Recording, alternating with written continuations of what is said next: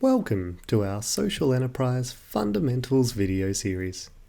This is the first of 3 videos on the topic of designing for impact. Every social enterprise starts with someone identifying an opportunity to make our society better. In this video, we are going to explore ways in which you can start thinking about identifying and understanding the social issue or problem you are aiming to address. If you recall, the 2 main characteristics of social enterprise are primacy of social purpose and trading to achieve that purpose. In thinking about how to design a social enterprise, we are going to start with consideration of the first characteristic, the social purpose.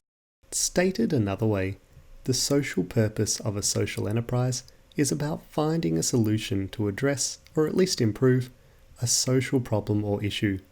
Entrepreneurial thinking frames that problem as an opportunity. So how do you identify a social problem and turn it into an opportunity? Social entrepreneurs arrive at their ideas, their opportunities, in a number of ways. Perhaps from lived experience of an issue for them, or from someone close to them. This might occur in a personal or a work context.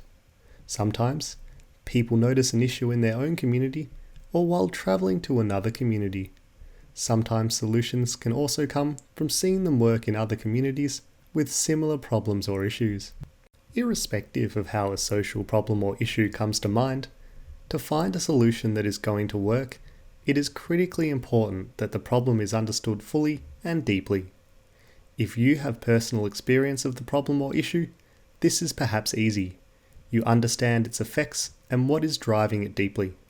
The trick in this circumstance is to check that your experience is consistent with how others in the same situation are also experiencing and understanding the problem. If you are further removed from the problem, it is essential that you do all you can to understand it from the perspective of people experiencing it.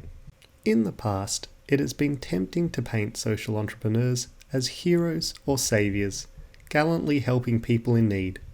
In reality, we know that successful social entrepreneurs are more like detectives who strive to understand the communities they are trying to help and what lies at the heart of the issues they are facing. Irrespective of whether you have deep and personal experience of the problem you are looking to address, or your experience is more removed, a successful solution comes from understanding the problem from every angle. In the workbook that accompanies this video, you will find exercises to help you do this. Let's take a closer look at your social problem, which we hope will become a social enterprise opportunity. Causes mapping is a useful way to understand the links between the problem you have identified, the symptoms you have observed or felt, and what is causing them. To do a causes analysis, start with what you think is the main problem or issue.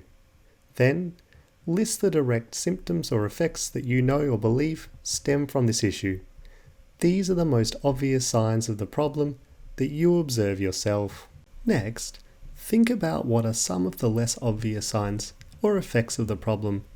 These are the underlying symptoms or issues that may be less observable and not everyone may see or experience them. To get this level of understanding, it is helpful to consult with people involved with the issue, including, if possible, and if it won't cause harm or trauma, the people affected by the problem. This allows you to check that your perception of the issue is consistent with other people's perceptions and experiences, and it also can uncover deeper issues and their causes. You may also find that there are even deeper symptoms that stem from the problem or issue you have identified. Try and go as deep as you can. So, you have what you think is your starting issue or problem, and you have mapped out its symptoms or effects.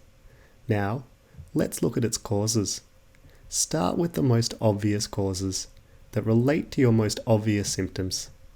Once you have identified these, try to identify some deeper causes that are less obvious but get you closer to the root of the problem. If you have a deeper understanding of your problem, its symptoms or effects, and its causes, you are in a position to define it more clearly and look for possible solutions or opportunities to solve it. Nestor's problem definition tool, a version of which is in your workbook, is another useful tool to help you do this. It can be particularly useful for working in a group situation, to better explore problems and solutions. Let's look at problem definition. Firstly, we want to describe the problem you are looking to address and why it is important to solve.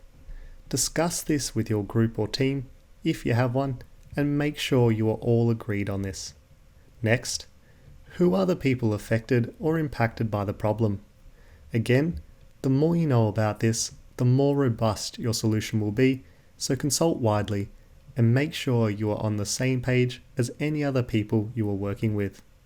Then, identify all the factors that stand in the way or contribute to this problem for these people in this context. Next, take a broader view. Can you brainstorm examples or ideas from other contexts that could be adapted to this problem? Brainstorming out-of-the-box ideas may help you spot opportunities. And finally, can you look at the problem in a different way based on this analysis? What are the possible opportunities that you can think of? Using both of these tools, the causes map and the problem definition tool, raises an important issue. It is critical that the information you are using to inform your analysis is evidence-based and specific to the issue in the context that you are focusing on. So, evidence and context are vitally important to ensure that the opportunity you identify, the solution you come up with, fits with both the problem and the people you are trying to help. Evidence comes in many different forms. When we think about evidence, we often think about scientific studies and professional reports. But evidence can also be gathered by talking with people, by holding a community meeting, or by watching and observing what is happening and why.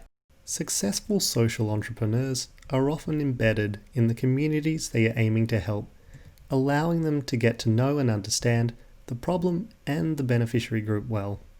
We also know that some solutions work very well in some communities and then don't work, or even have unintended negative consequences when there is an attempt to simplistically replicate them in other community contexts. So, to recap, if you are looking to develop a social enterprise, it is important that you have a very good understanding of the issue or problem, its effects, and its causes.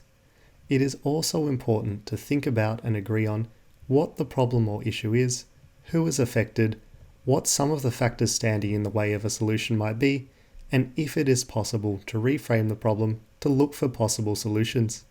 Finally, it is critical to ensure that your analysis of the problem is specific to the community context in which it occurs, and that your thinking is evidence-based, that you are not jumping to conclusions or making assumptions about the problem and/or the possible solution. Have a try at the causes map and the problem definition tool for an issue that you are interested in addressing. Thanks for joining us. This video was produced by the Social Startup Studio, an initiative of the Centre for Social Impact at Swinburne University of Technology.